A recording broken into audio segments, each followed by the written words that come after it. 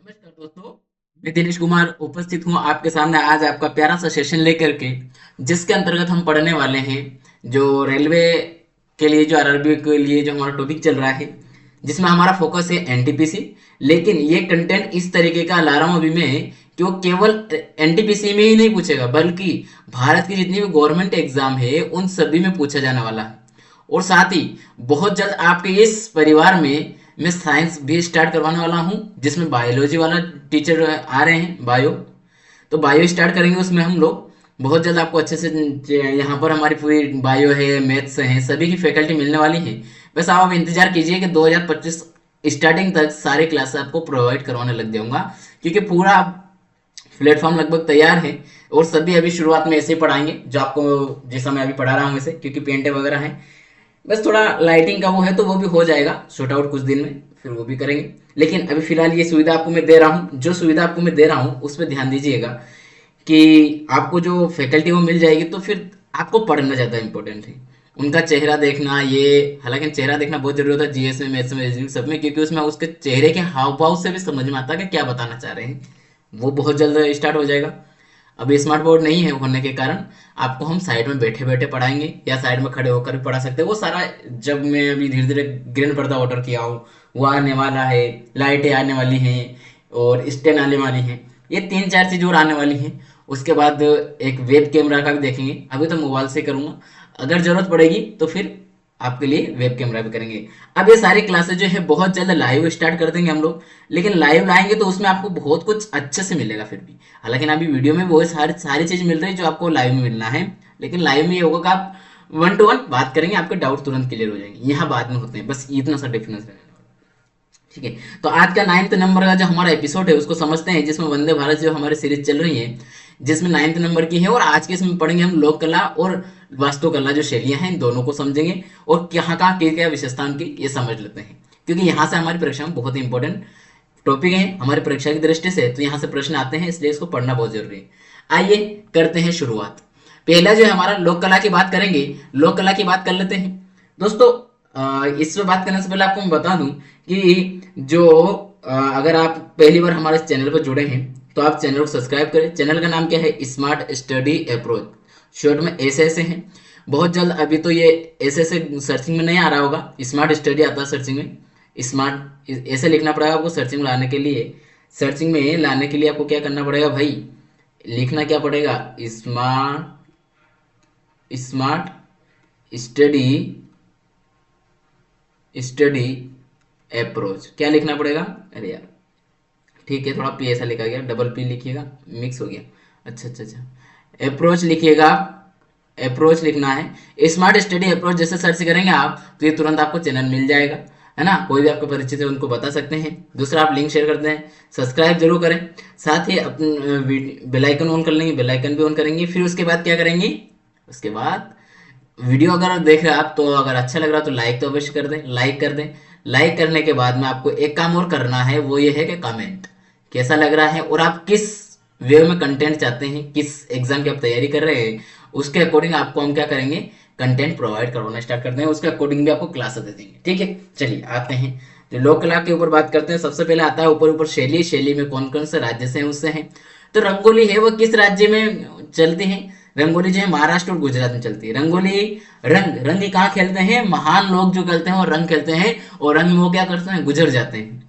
ठीक है, घुल जाते हैं, गुजर जाते हैं, जो भी लगना है लगा लीजिए। मंडाना, मंडाना और मेहंदी। मंडाना और मेहंदी जो है ये राजस्थान में चलता है प्रमुखतः। लेकिन अगर मेहंदी को जो देखा जाता है आपको एमपी में मिलेगा। एमपी के विशेषकर कहाँ पर? जो आप देखेंगे मध्य उच्च पठार, मध्य उच्च पठार जो है वहां पर अगर देखेंगे तो वहां पर भी मेहंदी का प्रचलन बहुत मिलेगा। कारण इधर से राजस्थान की सीमा आ रही है और ये एमपी की है। तो ये वाला जो उच्च पठार वाला एमपी है, ये वाला इलाका, इसकी बात कर रहा हूँ। ठीक है। रंगवल्ली, रंगवल्ली जो है कर्नाटक की है। जो कि आप अगर साउथ इंडियन की जो मूवी देखते हो, साउथ इंडिया की मूवी जो आती है, बनती है आजकल, वो बहुत अच्छी बनती है। आप भी देखते होंगे, बहुत सारे फॉलो करते होंगे, अच्छा अच्छा नया कंटेंट सर्च करते हैं वो लोग, कहानी अच्छी क्रिएट करते हैं। तो ये जो है रंगवल्ली, ये बहुत सारी मूवी में दिखाई जाती है। ठीक है, तो अगर आपने वो देखी हो तो आपको दिमाग में आ जाएगी। अद्दूपन्ना, अद्दूपन्ना क्या है? जो हिमाचल प्रदेश है, हिमाचल प्रदेश जो है वहां पर चलने वाली शैली है। कलमकारी, कलमकारी और मुग्गू। ये जो मुग्गू है इसमें आधा का आना चाहिए। मुग्गू आंध्र प्रदेश की, कहाँ की है? आंध्र प्रदेश की शैली है। सदिया कहाँ की है? गुजरात। अब गुजरात के दो शैलियां यहाँ बता रहा हूँ जो दोनों इंपॉर्टेंट है। पहली तो कौन सी है? रंगोली। रंगोली जो कहाँ का चलती है? गुजरात और गुजरात और रंगोली जो है वो कहाँ का चलती है? रंगोली कहाँ का चलती है? गुजरात और महाराष्ट्र दोनों में चलती है। लेकिन सदिया मात्र गुजरात में चलती है, ठीक है। कालम, कालम कहाँ पर चलती है? केरल में कालम चलती है। अब कालम से केरल या तो याद हो जाएगा, कलम कालम ऐसे करके केरल, ठीक है। अगले देखते हैं अगला क्या आता है। अगला आया आपके सामने क्या? फिर से क्या आया? अल्पना। अल्पना जो है वह कहाँ पर है? अल्पना कहाँ पर है? पश्चिम बंगाल की है। पश्चिम बंगाल की क्या है भाई साहब शैली? अल्पना शैली का संबंध किस राज्य से है? तो पश्चिम बंगाल से है। अरिपन गोदान कहाँ की है? बिहार की है। बिहार के लल्ला गोदान और अरिपन होते हैं, ठीक है। एपन, एपन कहाँ की है? उत्तराखंड की है। उत्तराखंड में एपन शैली चलती है। चौकपूर्णा, चौकपूर्णा उत्तर प्रदेश की है। फुलकारी जो है आपकी कहाँ की है? हरियाणा की है। उसके बाद में कोल्लम, कोल्लम कहाँ की है भैया? तमिलनाडु की। कहाँ की है? तमिलनाडु राज्य की है। आगे देखते हैं अगला क्या आता है आपके साथ में। वास्तुकला आ जाती है और वास्तुकला को हम समझेंगे, वास्तुकला शैली और उसकी विशेषता। ये बहुत इंपॉर्टेंट टॉपिक है जहां से 100% आपको क्या होंगे परीक्षा में प्रश्न देखने को मिलेंगे। परीक्षा में यहाँ से 100% क्या देखेंगे? प्रश्न देखेंगे। और इन प्रश्नों को आपको क्या करना है? बाकायदा बहुत अच्छे से बारीकी से समझते हुए चलना है, ठीक है। चलिए आगे देखते हैं क्या है। पहला जो दिया गया है वो कौन सी है? शैली है। क्या है? शैली है, फिर विशेषता है और फिर नमूने हैं। शैली, विशेषता और नमूनों में नागर शैली की अगर बात की जाए तो मैं आपको समझाने से पहले क्या करता हूँ, एक छोटा सा मैप लेता हूँ। मैप ले लेता हूँ ताकि आपको क्या होगा, आसानी से समझ में आ जाएगा। ये इंडिया का मैप लेते हैं हम, इंडियन मैप लेते हैं। इसमें हमारा जो इंडिया का मैप है वो बना लेते हैं ताकि आपको क्या होगा, थोड़ा अच्छा लगेगा और ये समझने में सुविधाजनक भी होता है। ये नेपाल बन गया है और ये नेपाल के साथ में ये इंडिया बनाना पड़ेगा यहाँ पर, ठीक है। हम्म, हाँ ये नेपाल,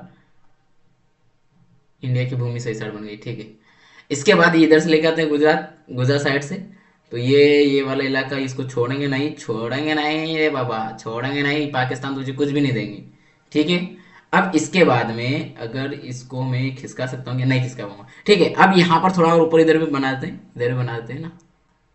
यहाँ पर आप लोग समझेंगे कि जो हमारा इंडिया का मैप बना है मैंने थोड़ा सा, इसमें अगर ये वाली बात की जाए तो ये हमारे नागर शैली में आएगी। किस में आएगी? नागर शैली में चली जाएगी, नागर शैली में चली जाएगी।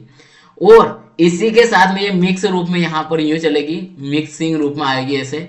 इधर भी यहाँ मिक्सिंग में जाएगी। और ये जो मैं डॉट डॉट कर रहा हूँ, ये वाली जो शैली रहेगी ये आपकी बेसर शैली रहेगी। कौन सी रहेगी?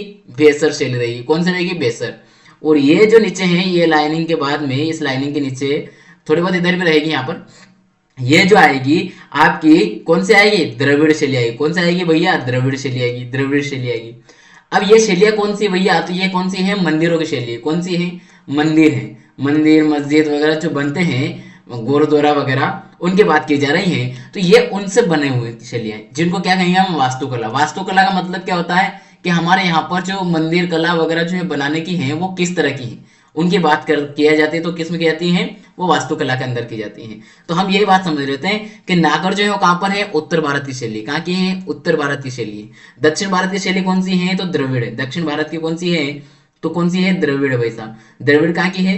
दक्षिण भारत की है। दक्षिण भारत की शैली कौन सी है? तो द्रविड़ है, ठीक है। इसके बाद में मध्य भारत में अगर देखा जाए, खासकर विशेष देखा जाए मध्य में, तो वो कहाँ पर मिलेगी?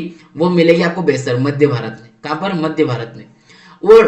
और नागर शैली, नागर प्लस द्रविड़ का सम्मिलित रूप कौन सा है? तो वह कौन सा है? बेसर है। कौन सा है? बेसर है, ठीक है। दोनों का मिलेगा। नागर में अगर बात की जाए तो नागर शैली में आपको चबूतरा मिलेगा। क्या मिलेगा? चबूतरा मिलेगा। और बेसर में अगर बात की जाए तो आयत मिलेगा। क्या मिलेगा? आयत मिल जाएगा, आयत मिल जाएगा। और इसके बाद में अगर द्रविड़ में बात की जाए तो द्रविड़ में क्या मिलेगा? गोलाकार मिलेगा। क्या मिलेगा? गोलाकार मिलेगा, ठीक है। यही हम जो है बात विशेषकर ये चल रहे हैं, ये इसकी विशेषता है। अब इसमें अगर बात करें हम तो आपको इसमें जो ये जो देवगढ़ का जो मंदिर है, देवगढ़ का जो मंदिर है उसको ले सकते हैं आप बेसर में। इसके बाद में खजुराहो का जो कंदरिया महादेव का जो मंदिर है, कंदरिया महादेव का मंदिर है, उनको देख सकते हैं। इसके बाद में अगर आप देखें द्रविड़ में, तो द्रविड़ में आपको बहुत सारे मंदिर है जिसमें आप देख सकते हैं रथ मंदिर है, रथ मंदिर है। ऐसे बहुत सारे मंदिर है, मैं एग्जांपल ले रहा हूँ। बाकी और जो एक दो तीन और जो प्रमुख है उनका मैं आगे लाया हूँ स्लाइड, आपको पता चल जाएगा। आप सभी समझ गए होंगे, तो इसको इरेज करते हैं और यहाँ तक समझते हैं कि वास्तुकला शैली में आपको समझ को किसे कहते हैं, जो मंदिरों की हमारी शैली किसकी है, मंदिरों की शैली को हम क्या कहते हैं, एक शब्द में कहे तो वो इसका संबंध किससे है, तो मंदिरों से, जो हमारी पुरानी कलाएं हैं बनावट की, उनकी बात है। शैली अगर बात किया है तो नागर शैली है, द्रविड़ शैली और बेसर शैली है। भारत में मुख्यतः ये तीन शैलियां प्रचलित है। कौन सी वास्तुकला की तीन शैलियां भारत में है जो कि मुख्यतः है, ठीक है, ये तीनों शैलियां चलती हैं। अब बात आती है कि राम मंदिर जो हाल ही में बना है वो किस शैली में बना है, तो वो किस में बना, वैसा वो नागर शैली में बना है, नागर शैली के अंतर्गत जाता है। लेकिन उसमें बहुत सारी ऐसी चीजें हैं जो आपको किसकी मिलेगी, द्रविड़ की भी मिलेगी, क्योंकि आज के समय में हम लोग क्या कर रहे हैं, एक नेशनल शैली विकसित कर रहे हैं, और वो शैली कौन से बनाने का प्रयास कर रहे हैं कि उसके अंदर नागर शैली के गुण भी हो, द्रविड़ शैली के गुण भी हो और बेसर के भी हो, ताकि उससे हमारी जो डाइवर्सिटी है वो एक साथ आ सके। और दूसरी बात, अगर हम एक साथ आ पा रहे हैं, एक जैसे हो पा रहे हैं, तो हमारे जो विविधता है हमारे देश में, और जो अलग अलग जो मांगे उठती हैं वो ना उठ करके हम सब में क्या बने, एकता बन पाए, एकता सुनिश्चित हो सके, क्या हो सके, एकता। साथ में हम क्या कर सके, एक दूसरे के कल्चर अर्थात उनकी कलाएं जो है उनके बारे में अवगत हो सके, ठीक है, ये हमारा मेन मकसद है। अब समझते हैं यहाँ पर जो नागर शैली के अंश है, चतुर्भुजाकार जो भवन बनते हैं इसमें, इसमें हम जानते हैं नमूने कौन कौन से हैं, मंदिर, तो सूर्य मंदिर जो कोणार्क का है ओडिशा में स्थित है, जगन्नाथ मंदिर पुरी का जो है वो ओडिशा में स्थित है, ये किस शैली के हैं, तो ये नागर शैली के हैं। अगला कंदरिया महादेव मंदिर जो खजुराहो में है, और ये कहाँ पर है, एमपी में, मध्य प्रदेश में है। दिलवाड़ा का जैन मंदिर जो है वो कहाँ पर है, राजस्थान में है, और राजस्थान में होने के कारण ये भी आपको कहाँ है, माउंट आबू में है, माउंट आबू में। और ये माउंट आबू कहाँ की चोटी है सर्वोच्च, तो अगर आप देखेंगे तो ये अरावली पर्वत की, कहाँ की, अरावली पर्वत की है, अरावली पर्वत की है, ठीक है, ये वहां की बात हो गई। इसके बाद द्रविड़ शैली की अगर बात की जाए तो ये कौन सी, गोलाकार है, गोलाकार में मंदिर बनते हैं द्रविड़ में। और कौन सा इसमें प्रमुख मंदिर है, तो कैलाश मंदिर जो कांची का वो प्रमुख मंदिर है। इसके साथ आप देखेंगे तो रथ मंदिर मामल्लपुरम का जो है वो प्रमुख है। इसके बाद वृद्धेश्वर मंदिर जो तंजौर का है ये भी प्रमुख है। ये पूछ जाते हैं भाई साहब तीनों मंदिर ये इनका संबंध किस शैली से है, तो द्रविड़ शैली से संबंधित है। इनकी जो बनावट है द्रविड़ शैली की वो किस आकार की होती है, गोलाकार होती है, ठीक है। बेसर शैली की अगर बात की जाए तो बेसर शैली में प्रमुखतः मंदिर कौन से है, मुख्य रूप से तो कैलाश मंदिर जो एलोरा का है वो आता है, और दशावतार मंदिर जो देवगढ़ में है ये सबसे ज्यादा पूछा जाता है। जो दोनों मंदिर जो आपको दिया मैंने ये बेसर शैली के 100% आप जिस भी एग्जाम दे रहे हैं उसमें से मान के चलिए आपके जो शिफ्ट है उसमें एक क्वेश्चन यहां से आएगा इन तीनों में से, मतलब इस एक स्लाइड में से एक प्रश्न निश्चित है। तो एक स्लाइड पढ़ो और एक प्रश्न पाओ वाली श्रेणी आप अच्छे से अपना सकते हो यहाँ से, ठीक है। तो ये जो देवगढ़ झांसी जो आपको पूरा कहां पर पड़ता है, नॉर्थ में पड़ता है, मतलब उत्तर में पड़ता है, लेकिन ये शैली कौन सी बनती है, बेसर शैली का उदाहरण बनता है, ठीक है, ये दिमाग में रखिएगा। और बेसर शैली आयताकार है, यह मैं आपको समझा चुका हूं मौखिक रूप से। तो आज की क्लास को हमने यही रोका है, इतने रखा है। अगली क्लास में मैं सोच रहा हूँ कि ये तो सारी जो जीके जीएस में हमारा इतना चल रहा है इनमें कुछ और चीजें हैं जो करवा दिया जाए। उसके बाद हम सोच रहे हैं कि आपको यहाँ पर क्या किया जाए, प्रैक्टिस क्वेश्चन किया जाए, या फिर जैसे नदियां हैं, नदियां नहीं करवा, जियोग्राफी इंडियन मैप वगैरह वो भी करवाना है। तो एक तो अब मैं सोच रहा हूँ कि भूगोल का भी स्टार्ट किया जाए, जियोग्राफी का स्टार्ट किया जाएगा एक, ऐसे मतलब रहेगा ये इसी श्रृंखला में कंटिन्यू एपिसोड चलेगा। एपिसोड क्रमांक जो भी अगला आएगा एक दो दिन बाद आपको जियोग्राफी का मिलना स्टार्ट हो जाएगा, ताकि मैं अच्छे से उनको और विश्लेषण करके आपको समझाऊंगा। हो सकता है अगला एपिसोड में जियोग्राफी का ही लूं, क्योंकि वो भी बहुत इंपॉर्टेंट होता है, वहां से प्रश्न आते हैं, ठीक है। तो मिलेंगे अगली क्लास में। आज की क्लास को यही रोकते हैं, लेकिन उससे रोकने से पहले छोटी सी जानकारी और है कि अगर आपने अभी तक सब्सक्राइब नहीं किया चैनल सब्सक्राइब कर लें, बेल आइकन ऑन कर लें, और वीडियो को लाइक नहीं किया तो लाइक कर दें। साथ ही अगर आप और किस आप कि जो मैंने पूछा आप किस एग्जाम की तैयारी कर रहे हो उसके बताएं, और साथ में क्या बताएं कि आपको कंटेंट किस वे में, कंटेंट का मतलब ये है कि आपको जो क्लासेस है वो कैसे लग रही है पहली बात, और दूसरी कि आपको और क्या इंप्रूवमेंट चाहिए, कौन से लेवल का कंटेंट चाहिए वो मैं दे सकता हूं, वो बताइएगा। बहुत जल्द मैं आपके लिए टेस्ट सीरीज लाने वाला हूँ, टेस्ट सीरीज जो कि बहुत फ्री, पूरी तरह से फ्री रखूंगा, और ये रहेगी कहाँ, हमारी जो एप्लीकेशन आने वाली है उस एप्लीकेशन पर रहेगी, जिसके ऊपर हमारी बुक वगैरह सब आपको फ्री में उपलब्ध करवाएंगे। और उस बुक जो एप्लीकेशन आने वाली है उसका नाम बहुत जल्द आपके सामने होगा, इसी लोगों के साथ में, स्मार्ट स्टडी अप्रोच के साथ में एप्लीकेशन आने वाली है। तो आप सब तैयार रहिए, मिलेंगे अगली क्लास में, तब तक के लिए जय हिंद जय भारत।